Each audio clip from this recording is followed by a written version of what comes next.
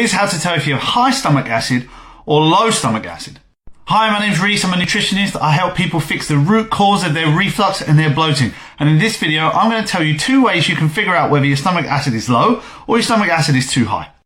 Now, if you've watched any of my videos before, you know that I think that most acid reflux is caused by low acid production. You don't have enough acid to digest your food, and the acid pops up into your esophagus for some reason, nobody knows why, and it causes that burning sensation. But how do you know if you have high acid or low acid?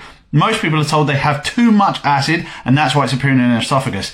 I think that's actually probably incorrect for most people, and here's why. Most excess acid causes an ulcer. So if you have too much acid inside your system, or your acid cells are overproducing, it's normally down to H. pylori, and it can cause an ulcer. So I would say that if you have an ulcer, you for sure have too much acid at that period of time.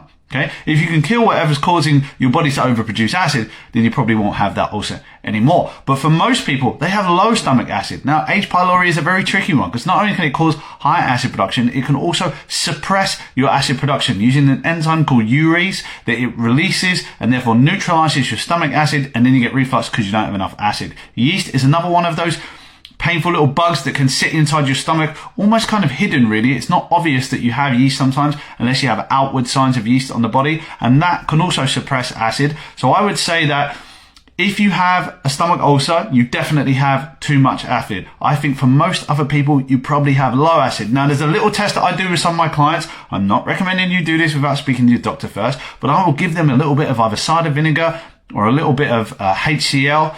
And if that improves digestion, I know your acid is low. Those are my thoughts. Hope you like these tips. If you do, please follow on for more.